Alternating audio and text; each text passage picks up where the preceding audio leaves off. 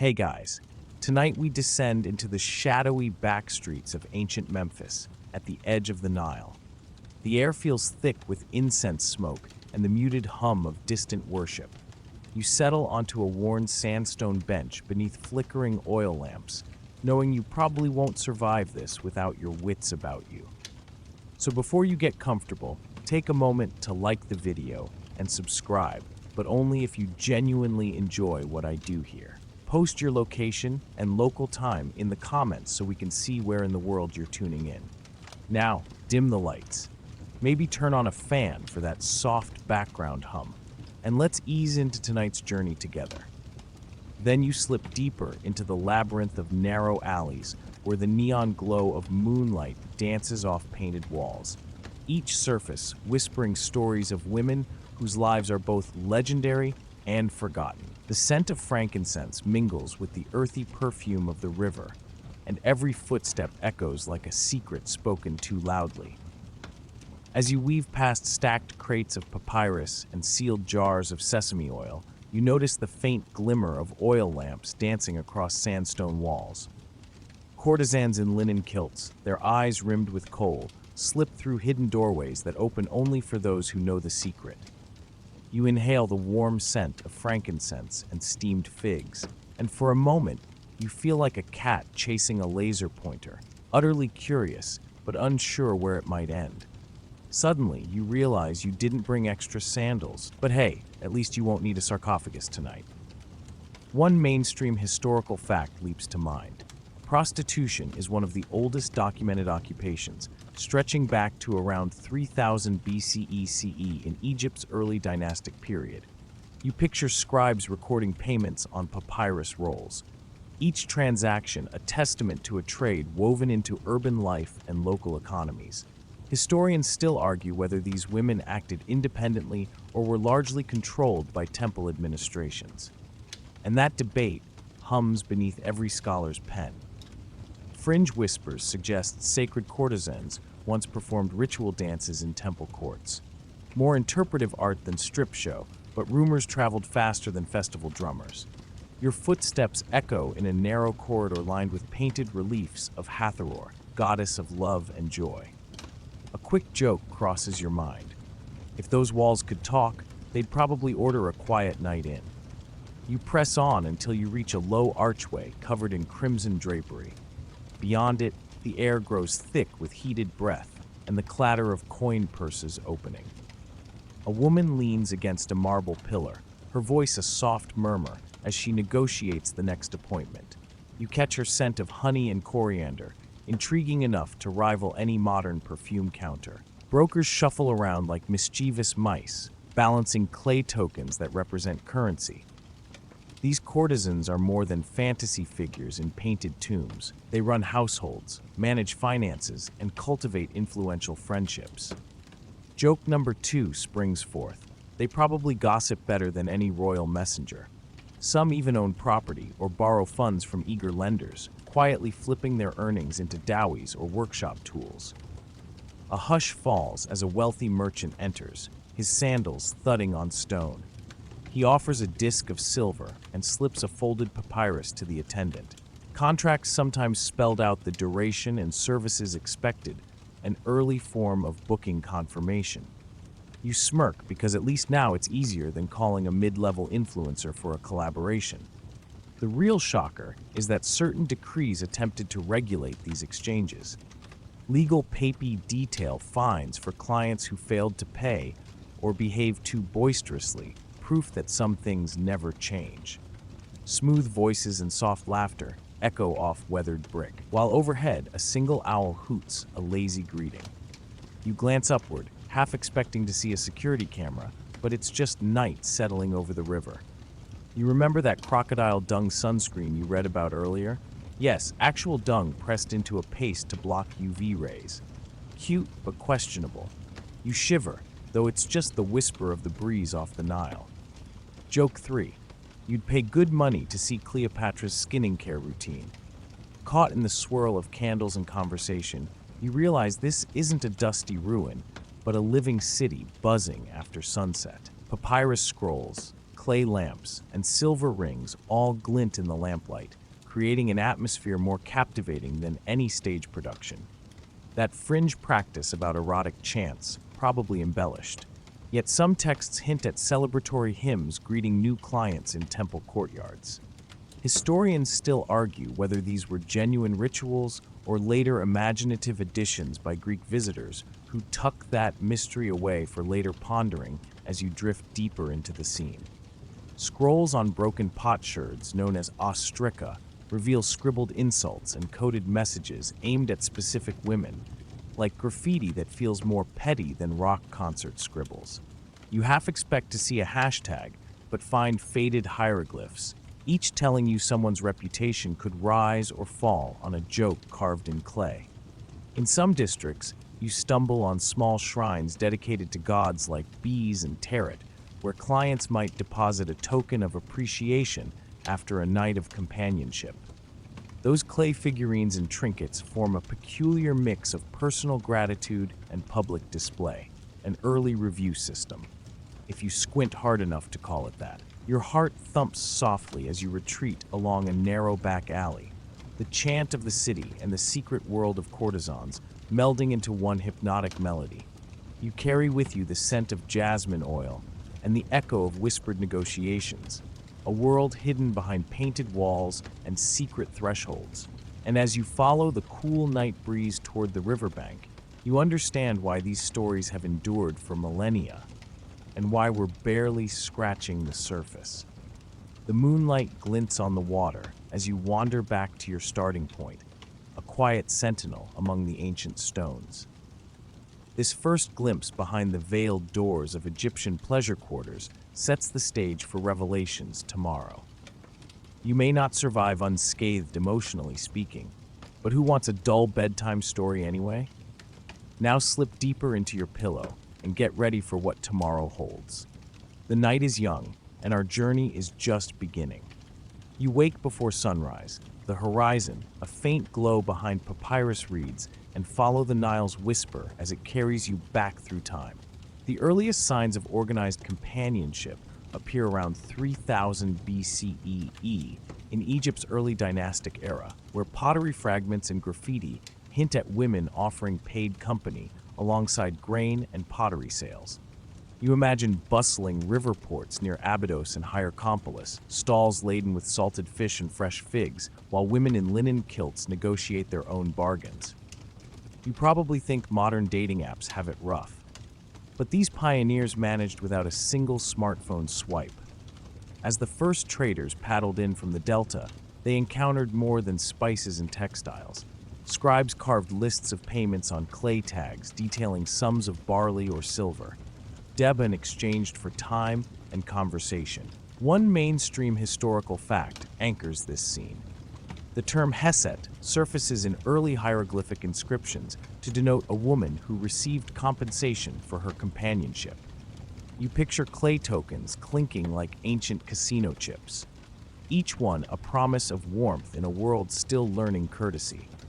Historians still argue whether these arrangements were purely economic or deeply ritualized in temple precincts. Some fringe whispers suggest that Hezeta also described women performing ritual dances for Hathor in temple courts, an early form of ceremonial entertainment that blurred the lines between devotion and desire. You picture life figures moving beneath pillars carved with feline goddesses, their music echoing off sandstone walls in a performance part prayer, part private show. You meander past mud brick dwellings where courtesans lived alongside boat builders and fishwives. They managed their own households, traded surplus grain, and sometimes lent silver to hopeful artisans. That level of financial savvy might put your budgeting app to shame.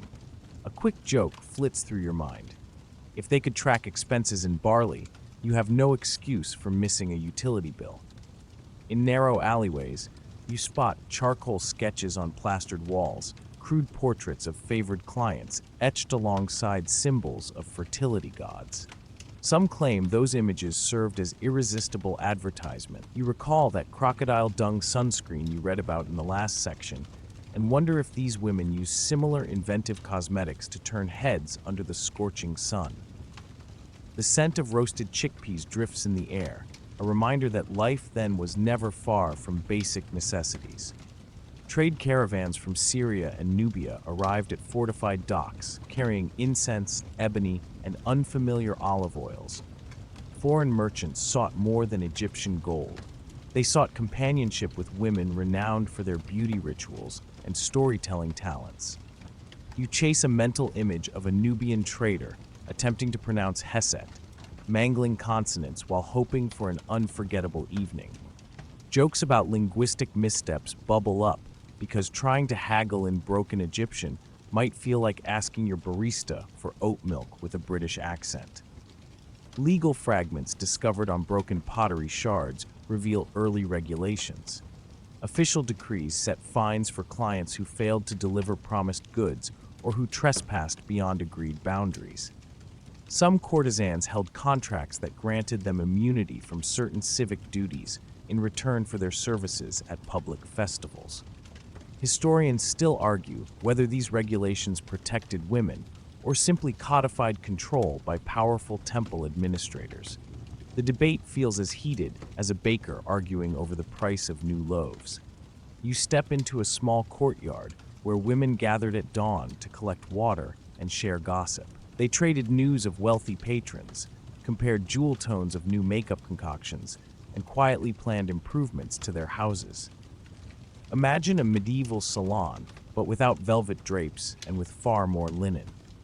One fringe tidbit claims that some courtesans owned cattle herds used for dowries, a fact that would confuse anyone who thinks ancient sex work was uniformly impoverished. It seems resourceful clients sometimes gifted livestock instead of coins, leading to barn door negotiations you would gladly document on Instagram. By mid-morning, the city swells with merchants, scribes, and officials, and courtesans slip discreetly into workshops or seek schooling in reading and writing. A surprising number maintain literacy, enabling them to draft their own agreements or correspond with distant relatives. You pause to admire the ingenuity, joking that they probably had better handwriting than your last text message. Their homes doubled as meeting places and schools of cultural exchange, turning each encounter into a microcosm of urban life. As the sun climbs higher, you pause beneath a date palm for shade and consider the broader implications. Paid companionship in this era functioned as an economic engine, stimulating pottery production, linen weaving, and even carpentry for private chambers. Women who mastered negotiation contributed to local prosperity beyond mere personal gain. That scholarly debate hum drives in again. Historians still argue whether economic motives outweighed social bonds in shaping these early practices, and you feel the tug of uncertainty beneath every argument. The fragrance of baked bread and new papyrus scrolls drifts toward you as craftsmen load goods for river transport. You chuckle at the thought that these courtesans helped fill merchant holds, their earnings circulating back into the system in a cycle as reliable as the Nile floods. Joke number 3. At least they had a stable currency. You can't even rely on your airline points. As the day unfurls, you realize the origins of Egypt's pleasure industry were neither simple nor shameful, but woven into the fabric of urban life. These women combined entrepreneurship, artistry, and social savvy to carve out spaces of autonomy. Their early ventures laid the groundwork for centuries of evolving practices, proving that human ingenuity thrives even in the humblest of beginnings. You flick a pebble into the river and let the ripples merge with your thoughts. You slip through sandstone pylons into the heart of Kerak's temple precinct, just as torchlight flickers across carved hieroglyphs. The air smells of incense and desert dust rising from the courts where priests chant hymns to a moon. Somewhere between the columns, you hear whispers that some of these sacred spaces doubled as pleasure quarters. You probably think temple life was all solemn rituals, but rumor has it certain courtesans mingled with worshippers after hours. So before you drift too deep, remember to keep your sandals on tight. One mainstream historical fact grounds your wanderings.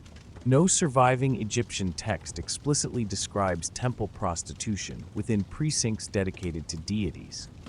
Papyrus records and inscriptions honor priests and priestesses, but remain silent on any sanctioned sexual rites inside temple walls.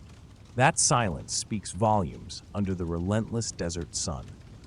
Historians still argue whether later Greek travelers like Herodotus misinterpreted Egyptian practices or whether the Egyptians intentionally concealed those aspects of worship from official records. Despite the lack of direct evidence, fringe whispers persist that women known as swant performed nightly dances in front of Hathal's sanctum. These dances supposedly combined erotic movement with ritual blessings, a blend of devotion and desire that blurred boundaries. You imagine Guy linen swirling around slender limbs, the soft jingle of ankle beads echoing through shadowed corridors. It sounds more like a modern performance art piece than a Bronze Age ceremony. But curiosity keeps you pressing on. As you follow a narrow passage lined with lotus and papyrus capitals, you notice faint red ochre stains on the floor. Some say those marks come from spilled wine during after-hours banquets for select devotees. Others claim they are merely centuries-old paint flakes weathered by wind. A quick joke crosses your mind. If those stains could talk, they'd probably demand their own Netflix special. Either way, the atmosphere feels charged with secrets. You pause beside a carved relief of bees, the dwarf god who protected households and childbirth. Fringe theory holds that Bessa's cult may have tolerated more liberal practices in peripheral shrines, far from the watchful eyes of temple administrators. You raise an eyebrow because mixing fertility rites with frolic isn't exactly what you'd expect from a stony cold stone ceiling. Yet the practical Egyptians were nothing if not inventive when it came to securing divine favor. A low murmur reaches you from beyond a hidden doorway. Inside a small chamber glows with oil lamp warmth. Painted walls depict dancers offering garlands to the goddess Tenut. One fringe tidbit claims those dancers were paid companions, lending sexual services under the guise of ritual offerings. You smile at the idea of ancient happy hour disguised as sacred ceremony. Joke number 2. At least they had better party planning than your average event coordinator. Step by cautious step, you enter, noticing the faint aroma of honey mixed with lotus incense. You might think that's an aphrodisiac cocktail, but it's probably just the standard Egyptian perfume formula, popular across social strata. Still, the idea of perfumed passages leading to hidden chambers sets the imagination ablaze. You imagine dignitaries slipping secret notes to each other on folded papyrus while sipping date wine, an early version of seductive text messaging without screens. Suddenly, you catch a glimpse of a contract fragment inside a weathered wooden box. This papyrus snippet outlines payments not to temple priests, but to unnamed women for unspecified services. Mainstream scholars point out that such contracts more likely reflect private commercial arrangements outside temple oversight. Yet the language uses terminology often reserved for sacred offerings. Historians still argue whether those phrases indicate ritual homage or merely poetic marketing meant to reassure clients of divine protection. You run your fingers over the box's carved lid, feeling the grooves where artisans once etched symbols of Mar. It strikes you how the concepts of order and justice might have been applied even in clandestine settings. Perhaps those contracts served as moral safeguards, promising fair treatment and confidentiality. After all, confidentiality feels as modern as encrypted messaging app, but evidently had ancient precedents. A distant flute melody drifts through the corridor, blending with the eerie silence that only night in the desert can bring. You think about the many sunset ceremonies held in these halls and wonder how many invited guests stayed for private celebrations long after the public rites ended. Fictional accounts dramatize temple beauties, luring unsuspecting pilgrims, but real evidence remains frustratingly scarce. That uncertainty sparks your scholarly curiosity, even as your eyelids grow heavy. One quirky rumor suggests that temple dancers used lotus-infused oils to induce mild trance states in clients. A form of spiritual anesthesia meant to heighten sensory perception. You stifle a laugh because the only thing you want to be anesthetized from right now is your to-do list. Yet the notion of ancient aromatherapy as part of erotic worship doesn't seem entirely improbable in a culture so devoted to scented garlands and perfumed ointments. As you navigate a side chamber decorated with turquoise inlays, you feel the smooth coolness under your palm. Temple walls served multiple functions. Some rooms stored ritual equipment, others housed sacred barks, and perhaps a few offered secret hospitality. Trying to map function to space feels like playing historic Minesweeper, but with higher stakes. Joke number 3. You'd pay good silver D-Bon just for a floor plan. Finally, you emerge back into open air. The sky ablaze with stars unfiltered by city lights. The temple's vast pylons tower above you, silent witnesses to centuries of worship and whispered scandals. You sense that the true story lies concealed behind layers of official silence and exuberant rumor. Sorting fact from fiction feels as challenging as unwrapping a mummy's linen wrappings without tearing the bandages. Historians still argue whether those rumors of saintly courtesans were ever more than creative storytelling by foreign visitors. You turn toward the Nile's soft murmur, feeling the cool breeze carry away the temple's charged energy. The boundary between sacred and profane remains as elusive as the horizon where sky meets water. Your mind drifts with the current, settling into a state of gentle wonder. Tomorrow, you'll probe further into everyday realities beyond these sensational legends. But for now, you slip through a low-set mud brick doorway into a hidden courtyard where courtesans begin their day long before sunrise. The scent of freshly pounded barley mingles with the earthy aroma of clay ovens heating up in corner niches. You notice woven mats laid out to dry under a wooden trellis draped in grapevines that cling to damp walls. Small oil lamps flicker at strategic points, casting shifting shadows.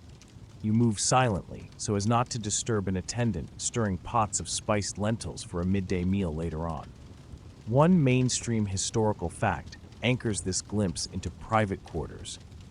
Legal papyri from the New Kingdom record instances where women known to work as paid companions acquired property deeds in their own names. These documents show that courtesans could buy, sell, or lease homes independent of male relatives. Historians still argue whether such transactions reflect genuine female empowerment or simply technicalities in a patriarchal legal system.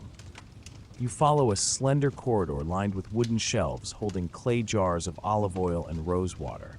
Courtesans manage these ingredients themselves, overseeing brewing of date beer and mixing herbal picuses. A quick joke drifts through your mind about how their apothecary skills rival any modern-day skincare influencer. You imagine them stirring fragrant blends while negotiating the next client visit. A fringe tidbit floats to the surface of your thoughts. Some local storytellers claim that certain courtesans kept trained monkeys who retrieved messages or fetched fresh linens from nearby weavers. These tales might be fanciful, but you can see why a playful primate would add novelty to evening receptions. You picture a small monkey draped in a gilded collar, scampering after a clay cup of wine. Appointments are scheduled at a low wooden table under a lattice window overlooking a narrow lane. You notice scribes, their reed pens poised over ostrich, jotting names and times in neat columns. Clients paid in silver D-Bon or sacks of grain receive tokens marked with the date and a numeric code. You smirk, thinking that at least they had an early form of a booking confirmation system. A group of women gather at another table, balancing clay tokens, like traders counting coins. They record daily earnings, then decide how much to set aside for linen purchases, household repairs, or dowry contributions. Each choice reflects an impressive level of financial planning. You crack a joke about how their budgeting spreadsheets would shame yours. Scholarly debate hums beneath these activities. Historians still argue whether the ability to manage money translated into broader social freedoms or remained confined within certain elite circles of city life. That unresolved question adds a layer of intrigue to every financial record you glimpse. You wander into a small reception room where the walls are painted with scenes of pyrus blooms and falcons in flight. A courtesan greets a visiting merchant and leads him to recline on a cushioned bench studded with colored beads. She offers him a cup of honeyed wine and reads his pulse with delicate fingers. You note how rituals blend hospitable gestures with carefully choreographed intimacy. Assistants move quietly, carrying trays of fruit and bowls of fresh water for washing. They polish brass mirrors and adjust the position of reed blinds to control light filtering in. You realize that these women oversee a modest household staff of 2 or 3 attendants who help maintain order so they can focus on negotiation and performance. The clatter of a reed floor instrument drifts in from an adjacent room. A dancer practices a slow, rhythmic routine, while another courtesan tunes a small stringed lyre. Music in these homes accompanies private gatherings built around art, storytelling, and companionship. You joke that this private concert outshines many public festivals you have seen. By midday, shadows shift, and you step into a sunlit alcove where gourds of water rest on stone pedestals. You observe women discussing loan arrangements with local lenders. Some borrowed silver debby to expand their quarters or purchase new linens. Those debts were recorded officially, then repaid with interest over several months.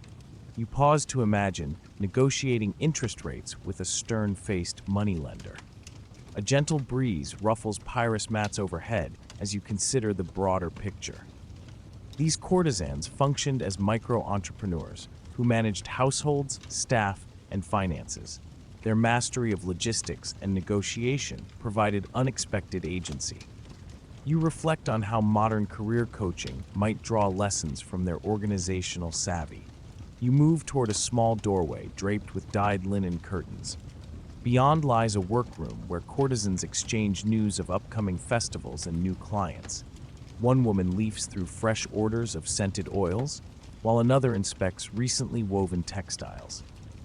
You smile at how these domestic scenes blend artistry with commerce in ways that transcend common assumptions. As you slip back into the courtyard, you feel the pulse of daily life behind closed doors. The careful balance of hospitality, craft, and fiscal management reveals a world far richer than any simple stereotype of ancient sex work. You tuck these observations. You slip through a narrow side alley and find yourself standing before a low, mud brick structure tucked between a grain storage warehouse and a busy tavern.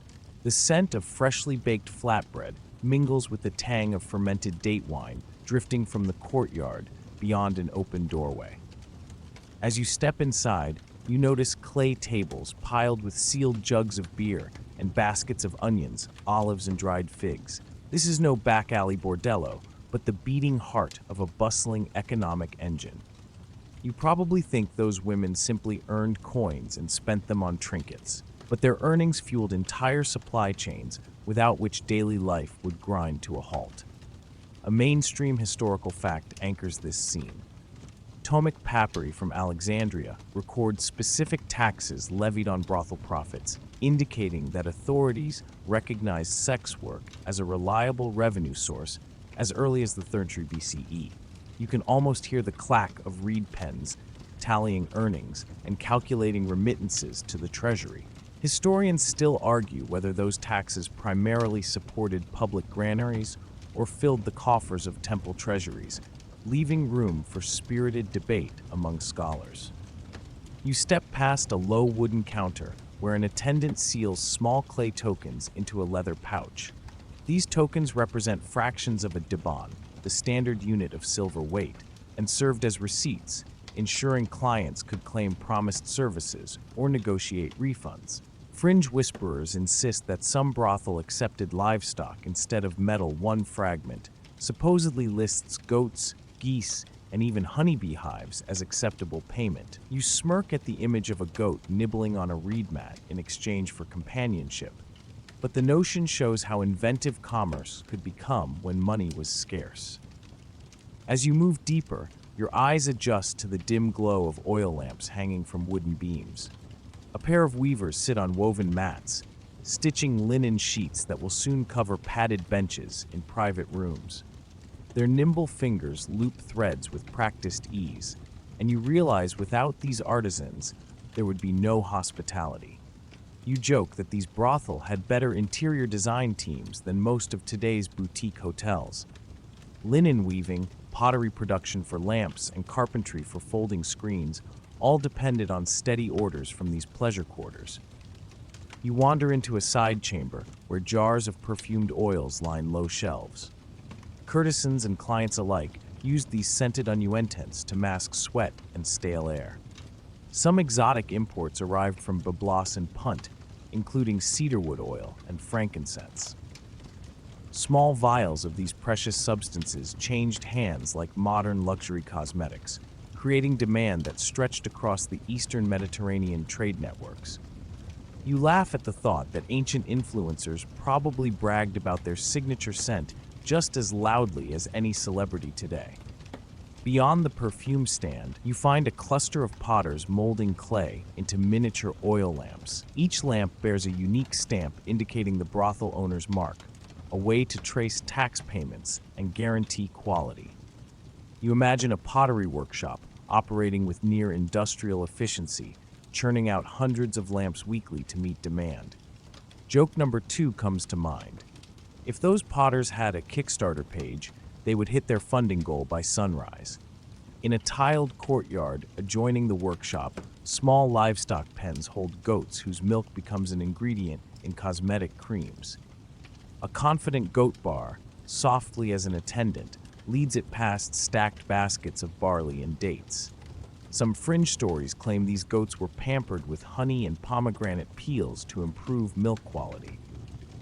You picture a line of goats sporting little collars and wonder whether they enjoyed the attention as much as their human counterparts.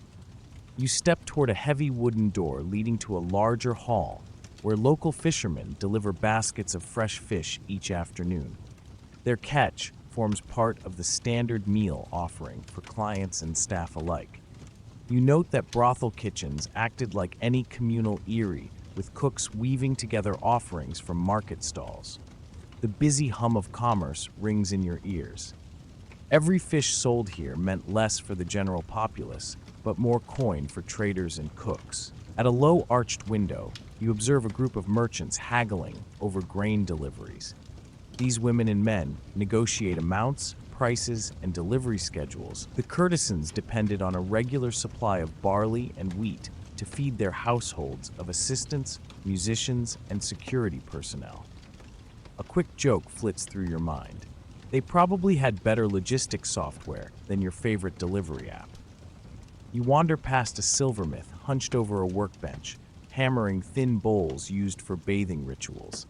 These bowls accompany private ceremonies designed to relax clients after a long day under the hot sun.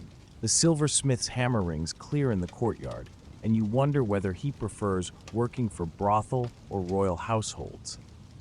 Either way, these commissions provided steady work and allowed him to reinvest in tools and apprentices. In the heart of the structure, you find a small accounting office where scribes tally daily profits and plan expenditures.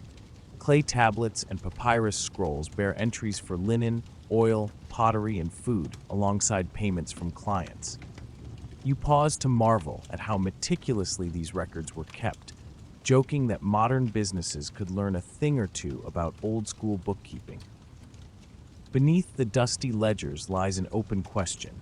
Historians still argue whether these financial records reflect widespread literacy among courtesans or merely savvy administrators operating behind the scenes. A gentle breeze drifts through an open doorway, leading to tiny stalls where cobblers repair sandals worn by courtesans and clients. Leather scraps and reed fibers litter the workbench, while the smell of heated hide hangs in the air. Each sandal must be durable enough to withstand gravel courtyards and riverbank promenades. You smirk because even ancient footwear needed a good cobbler, much like your favorite pair of sneakers demands modern repair. As afternoon light shifts, You sense the ripple effect these brothels created across the city. Workers in distant workshops, traders on Nile barges, and farmers in outlying fields all depended on this demand for goods and services. The walls of a brothel might look shabby from the outside, but measured in emerald oil vials and freshly spun linen. It was a mini metropolis unto itself. You realize that in a world before banking, these pleasure quarters were economic powerhouses, quietly driving markets. You step out into the late afternoon sun, feeling the heat radiate off sun-baked bricks. Jokes about overpriced lounge bars and trend-driven nightclubs cross your mind. But the ingenuity of ancient networks feels far more impressive. Courtesans and brothel owners were entrepreneurs ahead of their time, cultivating supply chains and stewarding resources with entrepreneurial flair. Their impact on local economies stretched from pottery kilns to vineyard plots upriver. As shadows lengthen, you follow the gravel path back toward the Nile. Each footstep echoing the idea that no industry exists in isolation. The economic engines you uncovered today reveal a world where commerce, pleasure, and survival were tightly intertwined. You consider how modern societies still wrestle with similar questions of taxation, regulation, and social welfare for service industries. With a final chuckle at the image of goats as currency, you turn your gaze to the river's gentle flow, ready to drift toward tomorrow's revelations about the myths and realities woven into the lives of ancient Egyptian courtesans. You push open a low wooden door into a narrow chamber lined with clay jars and polished stone pallets. The air carries a faint perfume of rose water and almond oil that clings to your skin. Flickering oil lamps cast golden pools of light on shelves packed with small bowls of powdered pigments and containers of scented unrants. You move slowly, so you don't disturb the delicate balance of stacked bottles. A calm hush settles over the room as you inhale traces of frankincense drifting from a nearby brazier.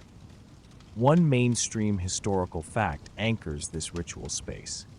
Archaeologists have uncovered cosmetic palettes dating back to the Narda period around 3500 BCE that contain compartments for pigments now known to be red ochre and green malachite. These palettes were used by both men and women to apply makeup as part of daily grooming and religious practice.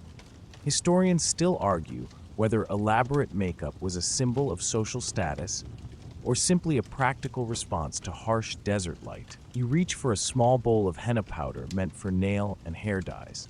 Skilled hands mix it with water or oil into a dark paste that stains nails a deep crimson shade lasting days. You imagine courtesans' fingertips glowing brighter than any modern nail art trend. Fringe whispers claim some women added ground snail shells to their henna to create a pearlescent finish, a trick more alchemical than cosmetic. You grin at the thought of ancient snail shell highlighter. It would give your last manicure a run for its money. Next, you lift a container of green malachite dust. With a tiny reed brush, you sweep it across your eyelids and under your brow, creating a bold line that contrasts against sun-bronzed skin. This eye makeup was believed to protect against glare and ward off infections. A quick joke crosses your mind about how these natural eyeliners lasted longer in desert heat than any waterproof formula you've tried. You inspect a jar of powdered galena used to darken eyelash tips and deepen the kohl around eyes. The soot-like pigment sometimes contained lead, which we now know was toxic in high doses. Courtesans trusted it to sharpen their gaze. You pause thinking how they probably outlasted your favorite waterproof mascara in a rainstorm. Then you uncover a sealed clay pot holding a curious mixture of crocodile dung and ox fat. Rumor has it this paste served as sunscreen, blocking harsh UV rays while leaving skin smooth. Texts in the Eba's papyrus include recipes for mixtures of animal fats and plant oils for skin protection. Historians still argue whether crocodile dung actually provided any genuine protection, or if the reference is a later exaggeration by Greek observers eager to exoticize Egyptian customs. You stifle a laugh because you'd pay extra to find a modern sunscreen that promises the same mystical edge. Along one wall, Jars labeled in faded hieratic script contain imports from Punt and Bloss. You see vials of cedarwood oil, bowls of ground frankincense resin, and sealed flasks of pressed rose petals. These luxury ingredients arrive by ship and caravan, traded like precious metal. Joke 2 flits through your mind. Ancient beauty influencers probably bragged about their signature scented blends just as loudly as any celebrity today. You notice a low shelf where assistants keep bronze spatulas, small wooden sticks, and reed brushes used for precise application. Curtians seldom handled raw pigments themselves. Dedicated cosmetic servants mixed batches each morning and evening, ensuring consistent texture and hue. You imagine a team of assistants working like an early cosmetics counter, free of modern makeup brushes, but no less meticulous. Under a slanted window, a stone basin holds cool water for washing off old layers of paste and pigment. Courtesans removed heavy makeup by moonlight, using linen cloths dampened with rosewater. You feel the cool steam rising as you imagine the gentle ritual of cleansing after a long day. The soft hum of the Nile outside feels like one continuous lullaby. As you trace your finger over a polished alabaster jar lid, you sense the importance of appearance in social interaction. Beautiful skin and striking eyes were tools of persuasion as much as any skill in conversation. Joke 3 whispers in your mind that at least their skincare line never needed influencer endorsements to sell out. You pause to reflect on the broader implications. These beauty rituals reveal a culture that valued sensory, luxury, and practical protection. Women with access to these mixtures crafted a personal image that blended artistry, health, and social signaling. Each pigment and ointment tells a story of trade networks, medical knowledge, and cultural values woven into daily life. You step out into a courtyard fragrant with jasmine and feel a breeze that carries traces of sandalwood and crushed violet petals. The jars and palettes you leave behind hold secrets of refinement and resilience. Your fingers still carry a hint of crimson stain as you wander toward the next chamber. Ready to uncover more ways courtesans shape their own power through the art of appearance. You enter a dimly lit chamber carved into the rock near the tombs of Beni Hassan and find yourself surrounded by dusty scrolls, ceramic ostrich fragments, and the low murmur of scholarly debate. The air smells faintly of papyrus pulp and dried mud brick as two scribes lean over a carved limestone bench, arguing in hushed voices about the meaning of a single hieroglyph.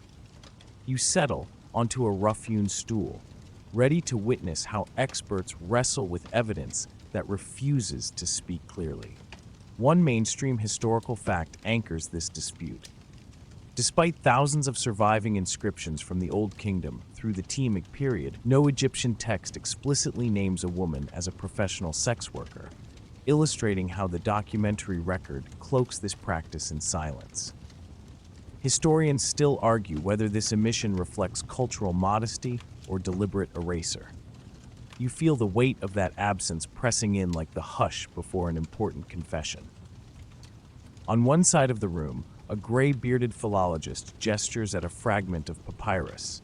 She insists that the term peretta in certain temple accounts refers to women employed in ritual companionship, blending service and worship in a single phrase. Across from her, a younger archaeologist shakes her head, insisting that peretta simply denotes temple property, not people, and that reading human agency into real estate listings distorts the evidence. Fringe whispers add spice. Some enthusiasts claim that a rare ostracon showing a reclining figure with lotus flowers alongside a seated male porter is graphic evidence of clandestine assignations. You chuckle inwardly because it sounds a bit like spotting a bikini in a family photo album and assuming there was a wild beach party. You inhale the cool breeze drifting through a narrow slit in the chamber wall. Flickering oil lamps cast dancing shadows on chipped murals, one showing elegant women holding mirrors and another depicting clappers used in festival processions. Some scholars argue that the mirrors symbolize self-reflection and status, while fringe theorists interpret them as secret signals between courtesans and clients. Historians still argue whether those mirrors invited clients to private chambers or simply belonged to elite women attending temple feasts. You wonder if modern makeup tutorials are any less cryptic. A voice from the back of the room rises in excitement. A papyrus economist points to tax records from the Wilbur Papyrus, noting how temple estates list revenues from perishable goods, yet make no direct mention of payments for companionship. She contends that the absence of explicit listings indicates that priests treated sex work as part of broader hospitality services rather than a distinct category. Another expert retorts that absence of proof is not proof of absence, and that scribes may have used code words to conceal socially sensitive transactions. You grin because you remember that crocodile dung sunscreen rumor and recognize how code words can travel faster than certainty. You feel a gentle vibration in the rock underfoot as the Nile's distant pulse hums through subterranean passages. The senior epigrapher passes around shards of limestone engraved with faint hieratic script. One shard displays what might be a client's name, followed by a symbol resembling a small lotus blossom. She insists the symbol marks membership in a women's guild of performers, while her colleague argues it denotes ritual service in fertility rites.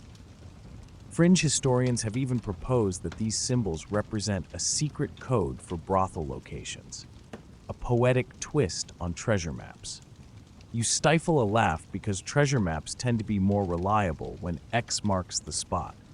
A slender assistant brings a tray of date wine in reed cups. You sip the sweet liquid and join the conversation. One researcher speculates that when Greek historians like Herodotus and Strauss wrote of sacred prostitutes in Egypt, they were misreading their own cultural assumptions onto foreign customs. Another count is that Greek accounts, though biased, cannot be ignored, and that they hint at practices Egyptians chose not to record for posterity. Historians still argue whether Greek testimonies best illuminate or distort the true nature of Egyptian companionship. You quip that relying solely on Greek bloggers might be like trusting every travel influencer's beach review. Your eyes drift to a faded wall painting, showing women in flowing kilts offering garlands to a seated deity. Some interpret this as devotional gesture. Others see an erotic undertone meant to secure divine favor. The debate feels as nuanced as reading tea leaves in a storm. You trace the outline of a female figure's lips, and your mind wanders to how subtle shifts in pigment could change an image's meaning entirely. Fringe theory suggests that hidden under layers of pigment revealed by ultraviolet scans show erotic scenes erased by later overseers. You shake your head at the idea of ancient Photoshop and imagine a history curator muttering about version control. As dusk filters into the chamber, you notice a slender scroll tied with braided linen. The epigrapher unrolls it to reveal a list of temple donors and what they offered: cereals, oils, and personal services. One line reads simply, "When the goddess hungers," a phrase some argue is a euphemism for sexual offerings.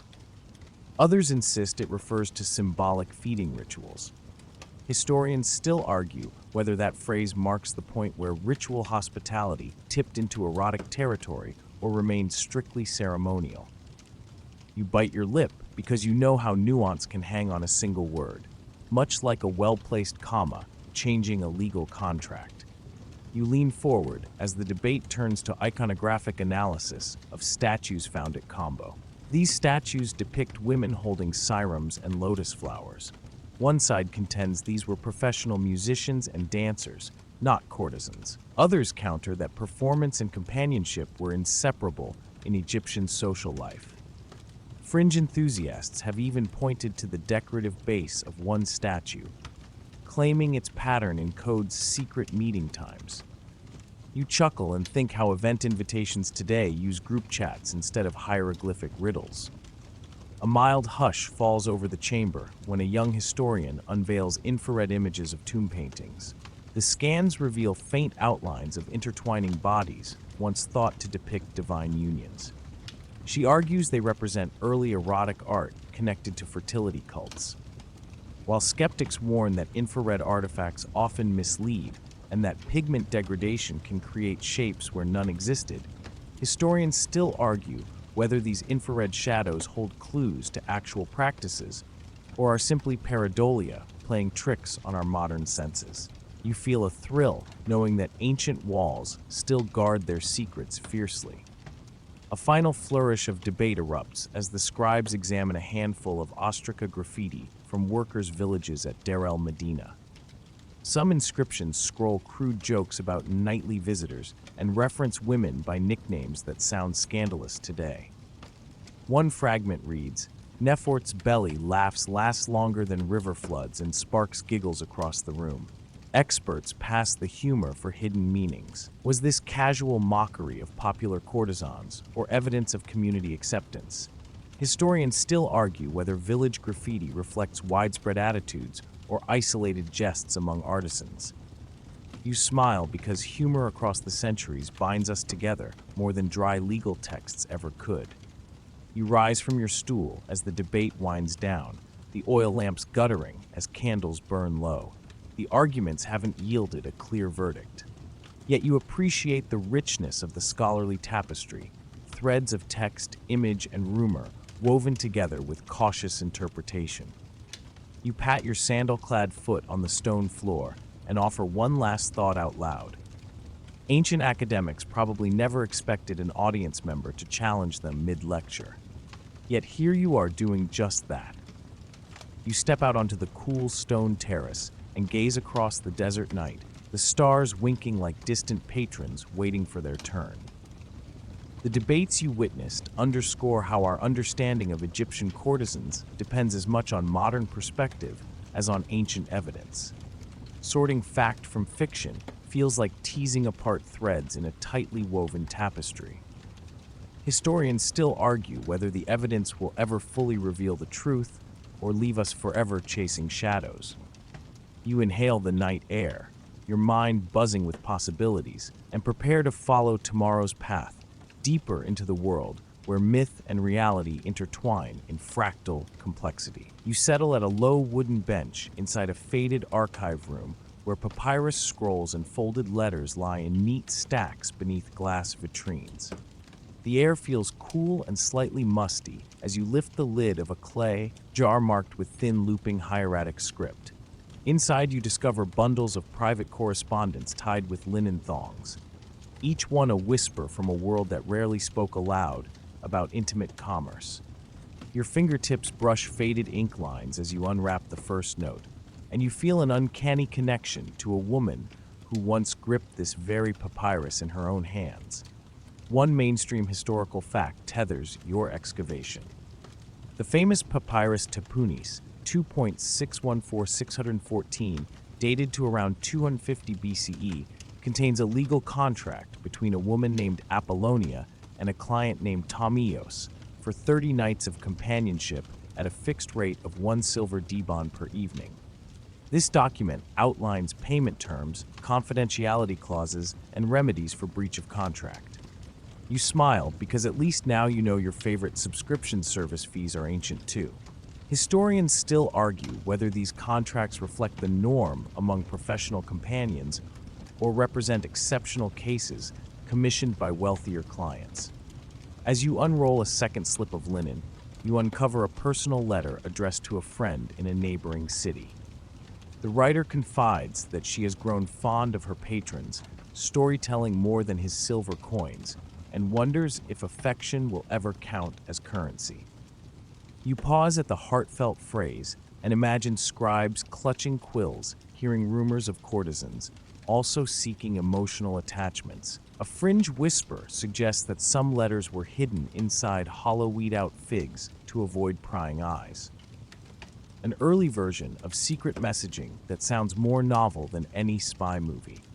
Joke number 1 springs to mind because fig-based encryption would have made modern tech support calls more interesting. You run your finger along a clause in another contract preserved on a narrow strip of papyrus. This one stipulates that if the patron fails to provide wine and incense as agreed, then the woman may demand double payment or terminate the agreement immediately. That feels almost like negotiating hotel miniar perks rather than ancient companionship. You think about how charging for aromatics could give any spa receptionist serious envy. Historians still argue whether local magistrates enforced these terms formally, or if enforcement relied on reputations and informal community pressure. A third fragment catches your eye, a scribbled addendum referencing a guarantee of privacy.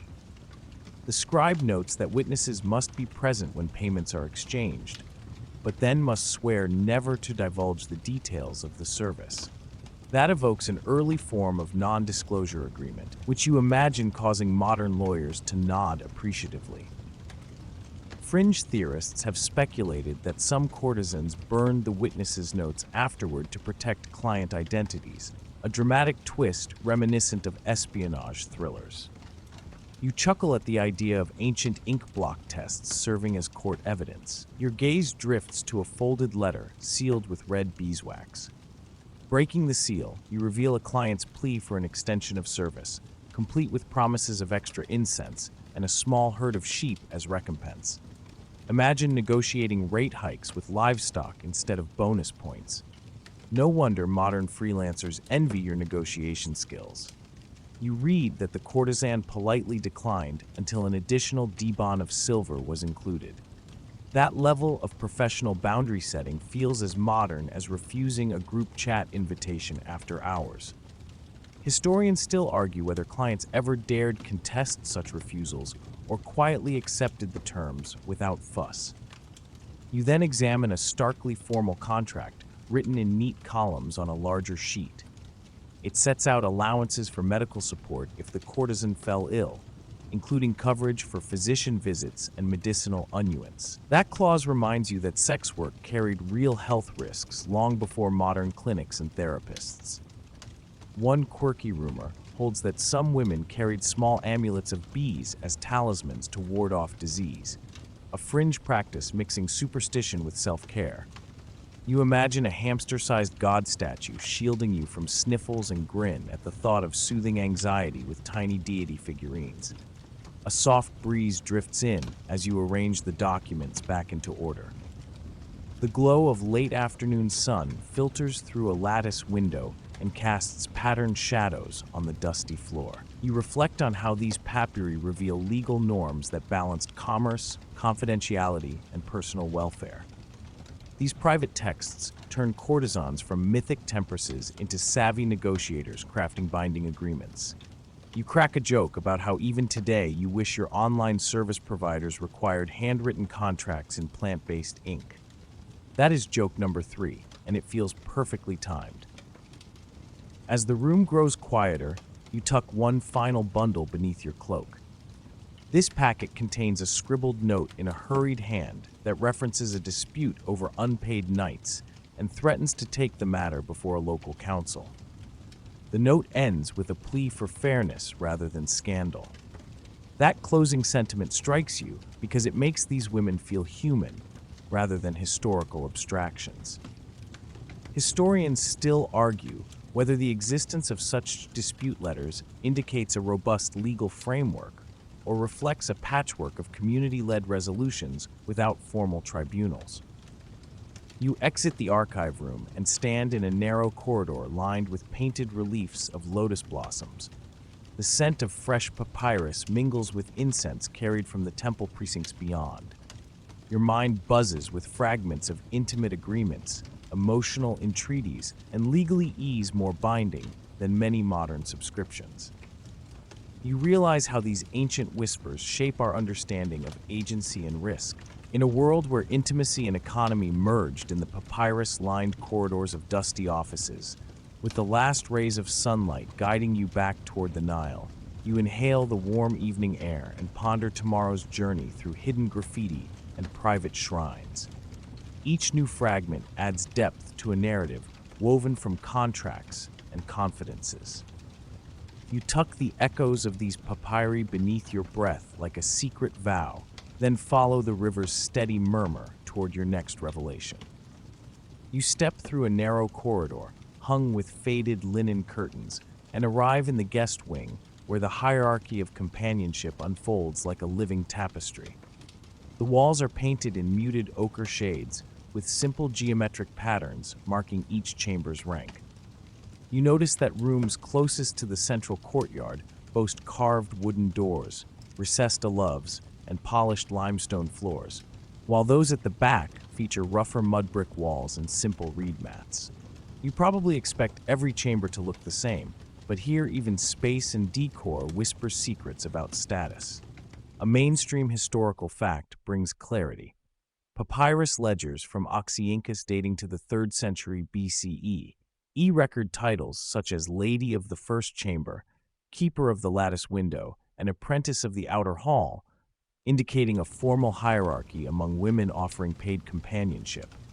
These designations governed room assignments, fees, and access to the best clientele. You imagine ancient real estate listings, but with seduction instead of square footage. Historians still argue whether these titles reflect official administrative ranks imposed by brothel owners or marketing embellishments created to entice wealthier patrons. One scholar insists that formal contracts reference specific chamber titles, giving senior courtesans both prestige and legal protections. Another counters that such labels merely served as advertising copy with little real-world enforcement. That debate hums beneath every rumor in these halls. You step into the finest chamber first, a spacious room overlooking the riverbank. The air smells faintly of cedar incense and fresh papyrus scrolls stacked on a small table. Velvet cushions in deep indigo line, the low platform bed, and a carved alabaster lamp flickers in the corner. This was once reserved for the most sought-after companions whose reputation drew high-ranking officials. A fringe whisperer claims that the headquarters, known as the Mistress of the Morning Star, wore a circlet of gold beads to signal her rank, a custom whispered about in hushed market stalls. You smile because an ancient pageant of jeweled hair bands sounds more glamorous than any modern influencer crowning ceremony. Beyond a woven partition, you discover the second tier of rooms, labeled Chambers of the Lattice Window. These chambers were slightly smaller, but featured small lattice openings, letting in a cool breeze at dusk. You imagine clients leaning through lattice work like secret rendezvous in a medieval romance novel. Assistants collected payments and led clients to these mid-level suites where junior companions offered conversation and lighter services. You joke that at least they had a built-in air conditioner before electricity existed. Deeper in the wing, you find the outer hall assigned to novices, known as apprentices of the outer hall. These rooms sit adjacent to the common areas where the scent of roasted chickpeas and barley beer drifts in. The decor is simple: reed mats, glazed pottery bowls, and basic clay lamps. Here, novices learn the art of hospitality under the watchful eye of senior mentors. A fringe notion suggests that these apprentices wore colored sashes woven from palm fronds to denote their beginner status. You laugh because the idea of palm frond sashes as a dress code would make any modern starter badge feel quaint. Along the corridor, you pass a small antechamber where courtesans gathered before dawn to receive daily assignments. A chalkboard-like slab of slate bears names and room numbers written in chalk hieratic script. An orderly attendant crosses off names as matrons call their apprentices forward. You marvel at the efficient system, a roster reminiscent of a morning call at a military barracks, but with more perfume.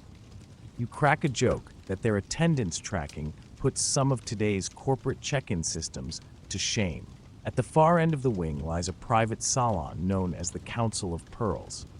Only the senior courtesans could enter this circular chamber, outfitted with cushioned benches arranged around a central brazier. Here they discussed fees, negotiated shifts, and petitioned the brothel owner for privileges such as extended villa visits or shares in profits. A mainstream document uncovered at Durrelli, Medina, describes a meeting of elder companions deciding whether to allocate part of their earnings toward communal oil supplies or house repairs. Historians still argue whether these gatherings amounted to genuine self-governance or were orchestrated by managers to maintain order. You lean against a cool wall as you watch a pair of women in fine linen robes present requests to a stern overseer seated on a low dais. Their voices are measured and diplomatic, a stark contrast to the hushed giggles you heard among apprentices earlier. You note that senior courtesans manage not only their own schedules, but also mentor juniors in etiquette, music, and conversational arts. That level of professional development surprises you more than any modern vocational school. A quirky rumor drifts through your mind about a secret subgroup known as the Whisper Circle. Legend holds that these elite companions shared hidden messages through coded poetry delivered on lotus petal scrolls. Some fringe historians claim that membership in this circle conferred supernatural insight into political gossip. You stifle a laugh because secret poetry scrolls sound like an ancient Twitter DM, except way more fragrant. The hierarchy also extended to the waiting staff and attendants, whose duties ranged from preparing scented baths to maintaining reed blinds. You glimpse a young attendant kneading dough for midday bread and wonder how she navigates the courtly codes. The most trusted assistants held the title cupbearer of fragrance, responsible for mixing wine with rose water and jasmine. You joke that they must have had the world's first sommelier, albeit with fewer vineyards involved. Staircases at the wing's center lead down to storage vaults and laundry pits. Some novices pitched in to wash linens, while senior companions supervised quality, ensuring threadbare mats never reached clients. You shrug at the thought that linen snobbery is hardly a modern luxury. Behind a grating, you peer into a small basin where assistants scrub clay oil lamps and polish copper bowls. That labor ensured that every chamber glowed with clean light and shimmered utensils, a hospitality level that modern hotels still struggle to achieve. As afternoon shadows stretch across the tiled floor, you pause at a painted relief depicting a woman presenting a folded cloth to a robed man. Some interpret this as a ceremonial investiture of rank. Another fringe theory contends it shows the awarding of a new title after years of service. Historians still argue whether these depictions reflect actual promotion ceremonies or are symbolic illustrations of divine favor. You grin because nothing says workplace hierarchy like a promotion ceremony in painted form. You exit the guest wing through a small courtyard where perfumed fountains bubble amid low benches. The water's cool hiss contrasts with the warm scents lingering on your skin. You reflect on how space, titles, and ritual ceremonies woven through these brothels created a structured world. Women navigated this framework to gain autonomy, resources, and social leverage in ways both subtle and profound. You quip that even today some industries could learn a thing or two about layered leadership from these ancient entrepreneurs. With that thought, you step back into the main hall where the murmur of mingling voices carries on, a living testament to a carefully ordered ecosystem of pleasure and enterprise. The next corridor awaits, promising more revelations hidden in frescoed walls and secret aloves. You inhale deeply, then follow the scent of incense toward tomorrow's discoveries. You step onto a creaking wooden platform at the edge of a bustling river quay, where Nile barges from Nubia, Phoenicia, and the Iron moor side by side. The scent of salted fish mingles with coconut husk, smoke, and foreign spices brought by traders whose languages tangle like reels of gourds beneath your skin. You slip through the crowd, where merchants exchange ebony, cedar, and copper ingots, while courtesans move among them like graceful shadows keyed to hidden rhythms. You probably think ancient travel was all sand and sandals, but here the Nile feels more like a superhighway of culture and commerce. A mainstream historical fact anchors this cosmopolitan scene. Archaeologists have found Greek amphictyons stamped with Egyptian hieratic inscriptions at Tomic dockyards, indicating that Hellenistic merchants frequented local pleasure houses alongside standard trade transactions. You can imagine scribes fluent in demotic and coin, Greek tapping out agreements on papyrus for evening companionship priced in silver drama rather than dibon of silver. Historians still argue whether these amphora stamps served purely fiscal purposes or doubled as loyalty tokens for favored clients. You drift past a group of Nubian traders whose laughter rumbles like distant thunder echoing off mud brick walls. They speak in rolling tones you barely catch, but recognize as kin to the desert wind itself. A Nubian courier offers a courtesan a string of rare blue fa beads and a flask of honeyed wine from his home tent south of Aswan. Fringe whispers suggest some Nubian patrons wore leopard pelts and used ivory combs during their nocturnal visits to signal status and attract attention. You chuckle at the idea of nocturnal safari chic, outdoing anything you might see at a modern club opening. You press a clay token into the hand of a Greek merchant wearing a chiton dyed indigo and embroidered with gold leaf. He offers a rice salute and mutters a few words you catch only as fleeting phonemes. You imagine the language barrier could be as hazardous as a crocodile lurking under the pier. Yet courtesans learned key phrases in half a dozen tongues to ensure smooth negotiations. Joke 1 flickers through your mind because being multilingual in that era is more impressive than your own attempts to order pizza in a foreign city. Beyond the quay, you glimpse a small courtyard where Persian envoys recline on low mats and sip rose water laced with crushed saffron. Their long robes drape around bronze incense burners, emitting a sweet musk of burnt sandalwood. These envoys exchange polite compliments through interpreters in exchange for company that goes beyond mere conversation. One fringe rumor claims that envoys occasionally staged mock diplomatic ceremonies with courtesans acting as honorary dignitaries to cement alliances. You smile because international relations worked differently when treaties were sealed over shared wine cups. You wander under a vine-draped trellis where carved pillars depict foreign deities like Baal and Astarte carved alongside Egyptian gods. Courtesans adorned in layered linen skirts thread beads into guests' hair or braid fragrant jasmine crowns around their temples. You imagine weaving flower garlands was a ritual opening act before shifting into more private entertainments. Joke 2 springs to mind about modern brunch DJs, knowing a thing or two about ambience, but lacking skills in plaiting jasmine crowns. At a low marble table, you see an Assyrian caravan leader counting silver rings and folded papyrus scrolls. He glances over and offers you a friendly nod before handing a token to a courtesan who adjusts the collar of her gilded necklace. The necklace glints under the midday sun seeping through lattice windows. You inhale the faint scent of cardamom from his gauntlet, then step aside to let him pass. You note how foreign tokens of appreciation could include prized horses, exotic peacocks, or even small carved ivories that served as conversation pieces. You approach a cluster of Phoenician sailors whose boat flags flutter like colorful sea creatures against an ochre sky. They hum sea shanties in a guttural harmony as they offer a courtesan freshly caught mackerel grilled on charcoal embers. A fringe account claims Phoenicians introduced the idea of attaching tiny amora charms to necklaces worn by courtesans as good luck talismans. You stifle a laugh at the thought of floating charms jostling against spices inside wool pouches. A scholarly debate hums beneath every transaction. Historians still argue whether these foreign visits reshaped local customs or merely added flair to established practices.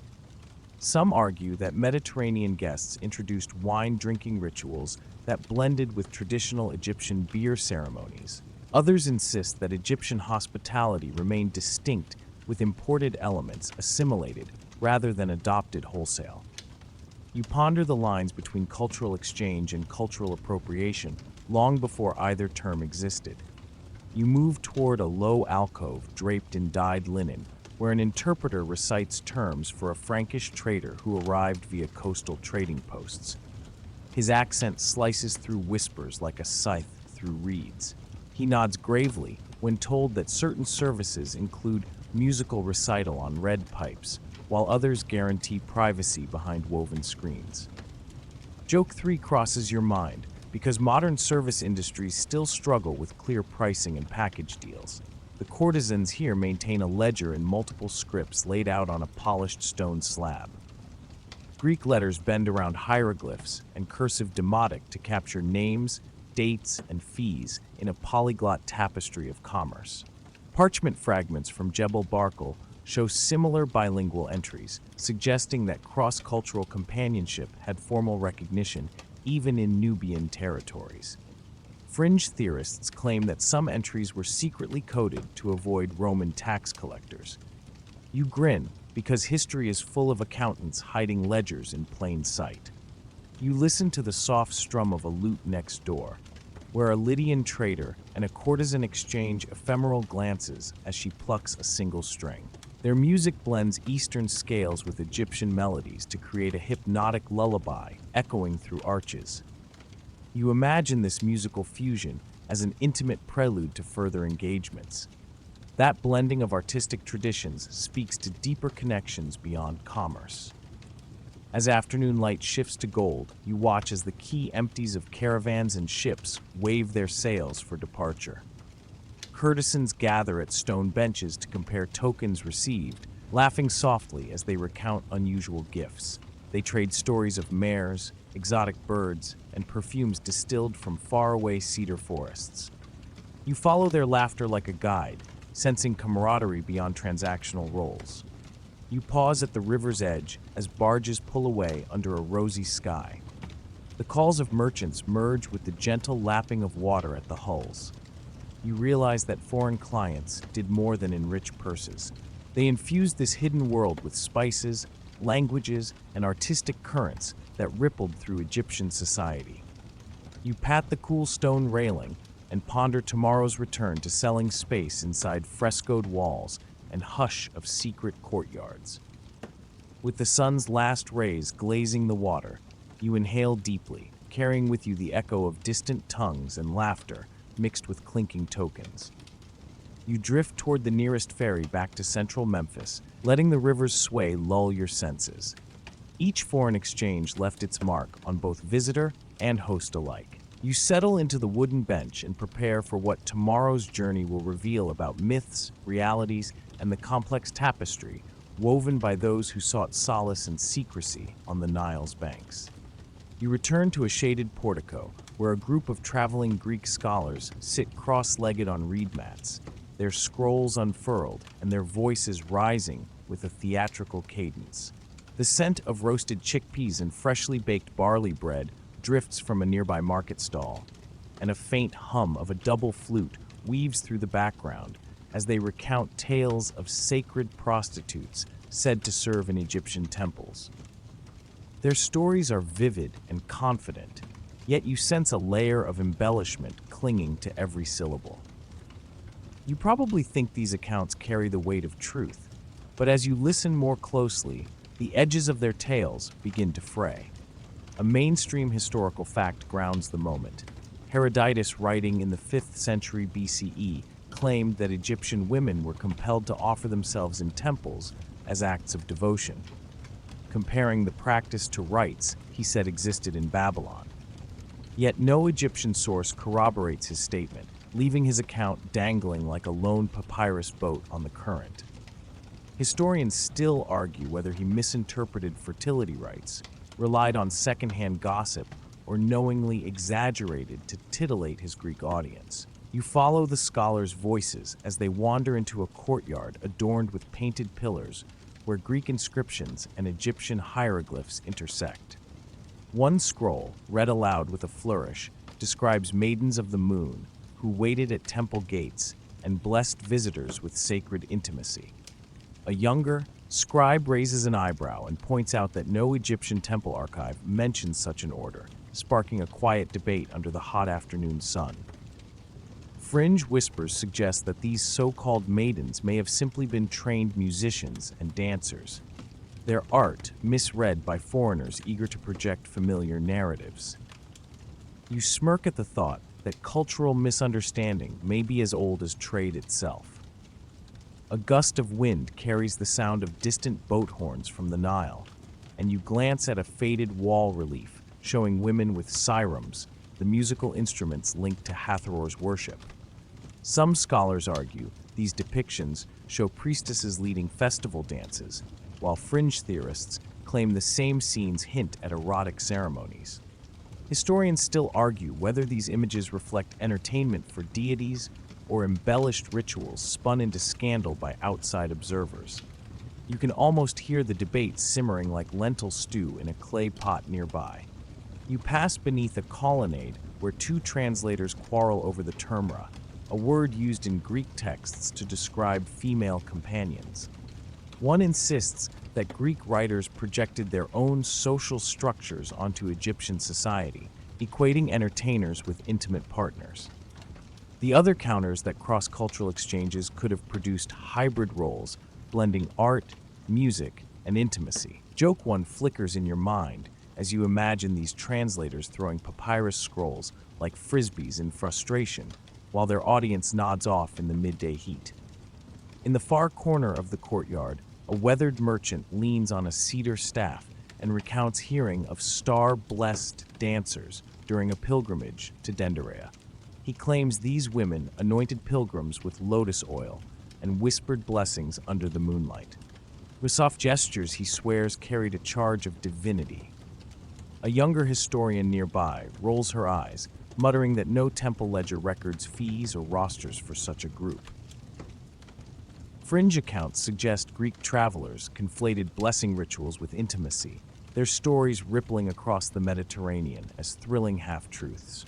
The smell of burning myrrh wafts from a bronze censer as you step into a shaded library alcove where papyrus rolls lie stacked in tall wicker baskets. A deotic scribe carefully unrolls a text and points out that most surviving Egyptian documents about women in temples focus on administrative duties, not romantic services. She argues that if temple courtesans existed, their roles were either rare or deliberately hidden. Historians still argue whether this silence masks a social taboo or reveals that Herodotus simply embroidered his tale for Greek audiences craving scandal. You step back into the sunlit square as a trio of Greek poets rehearse a ballad about veil-lifted maidens of thieves who, according to their song, could secure divine favor for any pilgrim willing to pay their tribute. A passerby mutters that these bards embellish everything from river floods to crocodile sizes, and your lips twitch in a grin. Joke 2 bubbles up as you imagine Herodotus himself nodding along with exaggerated tales, quills scratching eagerly, as if he were the ancient world's top travel blogger. A breeze rustles papyrus stalks in a nearby canal as you pause by a faded fresco of women weaving garlands beside a temple wall. The garlands gleam faintly with pigment traces of gold, and some believe these symbolize divine offerings rather than flirtation. Others whisper that the garlands marked a signal to chosen clients, though no corroborating record supports the idea. Historians still argue whether these floral motifs belong to ritual symbolism alone or double as coded invitations whispered through petals. As the shadows stretch long across the stones, you watch the Greek scholars roll up their scrolls and prepare to board their barges. Their voices still carry, repeating tales that will ripple outward across ports and marketplaces from Rhodes to Athens. The sun dips lower, casting the pillars in a red glow that turns every silhouette into a living hieroglyph. You linger on the quay, watching the boats pull away and realizing how a single foreign account could seed centuries of myth. Without the balance of native sources, stories of sacred prostitutes became more potent than truth, carried on winds of curiosity and spectacle. Joke 3 surfaces as you imagine a scribe from Memphis shaking his head, sighing that one traveler's tale could make an entire civilization sound like a temple cabaret. With the evening coolness settling in, you follow the curve of the canal back toward the city's heart. The echoes of foreign tongues fade behind you, replaced by the rhythmic splash of oars and the murmur of frogs along the reeds. Tomorrow, you will move beyond legend to trace the lives of women navigating the space between privilege and peril, their stories resting not in rumor, but in the texture of surviving records. You wake to the soft sound of clay jars being stacked and step into a shaded courtyard where two courtesans sit on woven mats, sorting through silver rings and freshly dyed linen. The faint scent of cedar and warm barley bread drifts in from a nearby kitchen, while sunlight filters through slatted wooden screens. Here, away from the bustling quay and foreign chatter, you glimpse the dual nature of their lives, where privilege walks hand in hand with the weight of stigma. You probably imagine that their existence was either all indulgence or unrelenting hardship, but the truth sways somewhere in between, like a boat on the Nile's current. One mainstream historical fact gives this balance shape.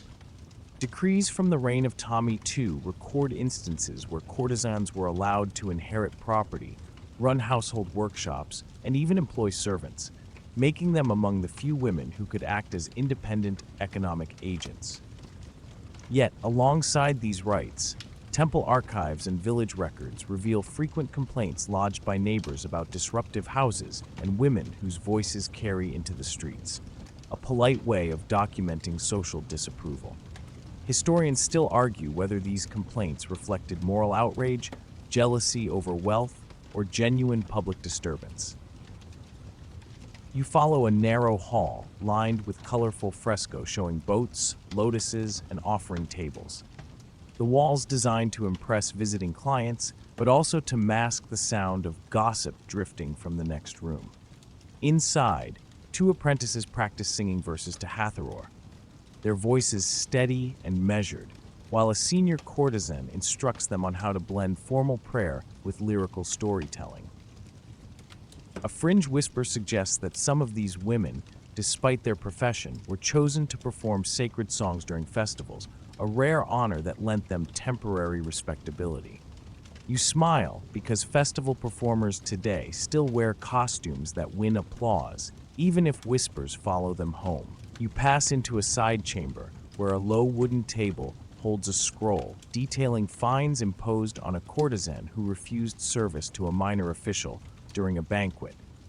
The penalty amounts to 2 dibon of silver and a half sack of wheat. The record shows she paid the fine and resumed work within a week. You picture her shaking her head at the absurdity while still managing her accounts. Historians still argue whether such fines indicate oppression or demonstrate that these women wielded enough leverage to make refusals despite financial penalties. Further along, you step into a sunlit terrace where 3 courtesans recline on cushioned benches, sipping diluted wine mixed with honey. One wears a string of imported amber beads, a gift from a grateful client, while another adjusts her wig woven with strands of lance beads. They laugh softly as they recount the night's conversations, yet their eyes flick toward the alley whenever strangers pass, wary of judgment from locals. Joke 1 springs to mind as you imagine them rolling their eyes at neighbors who frown by day but cue quietly by night. Beneath a pergola of date palms, you find a clay tablet describing how courtesans sometimes pulled their earnings to buy small tracts of farmland on the city outskirts. These holdings provided grain for their households and surplus for market trade. A fringe detail surfaces about one group who allegedly donated part of their harvest to a local shrine to curry favor with community elders, blending philanthropy with subtle reputation management. You imagine their careful calculations as they measured barley into baskets, hoping goodwill could shield them from whispers. In a shaded alcove, 2 older women embroider linen panels while discussing a petition they plan to deliver to a local magistrate. The petition requests protection against harassment from an overzealous tax collector. Their voices carry a calm authority, revealing women accustomed to defending their place in a society that alternately relies on and condemns them. Historians still argue whether petitions like these were commonly granted or mostly ignored, leaving women to fend for themselves. You slip into another chamber where musicians pluck strings on a lute while a client listens, leaning back on a low bench with a smile. These performances offered moments of calm connection, reminding you that companionship extended beyond mere transaction. Some sources describe courtesans acting as intermediaries, passing messages between merchants or arranging introductions among officials. Joke 2 crosses your mind as you imagine them serving as the ancient equivalent of a professional networking service with better refreshments. At the rear of the house, a wooden lattice door leads to a narrow alley. Beyond it lies a wall covered in faint chalk marks left by neighborhood children. Some are playful drawings of cats and boats, but others are crude sketches and nicknames mocking the women inside. A fringe rumor suggests some courtesans paid local youths in bread or coins to erase such graffiti, a small act to keep their dignity intact. You smile because public opinion has always been fickle, painted as easily as it can be scrubbed away. The day wanes as you wander into a quiet atrium where the scent of lotus and jasmine lingers. A courtesan kneels beside a low altar dedicated to Taweret, the goddess of protection and childbirth. She lights a small oil lamp and murmurs a prayer before returning to her duties. This private ritual reveals how these women sought spiritual comfort even as society judged them harshly. Historians still argue whether such devotions offered genuine solace or were pragmatic acts to maintain an image of piety. As the evening breeze cools the courtyard stones, you take in the layers of this life. These women held property, managed resources, and entertained influential men, yet still endured scrutiny and penalties that reminded them of their place. The privileges they earned came with a cost measured not just in silver, but in constant negotiation with public opinion. Joke 3 slips into your thoughts as you picture them sighing, knowing their neighbors' gossip flowed as steadily as the Nile itself. You step out into the street as dusk paints the mud brick walls a deep red. The murmurs of evening vendors rise from the market square while the distant hum of a siesta drifts through the warm air. You reflect on the delicate balance of power and stigma these courtesans navigated and realize their lives were far more layered than any simple caricature. With the last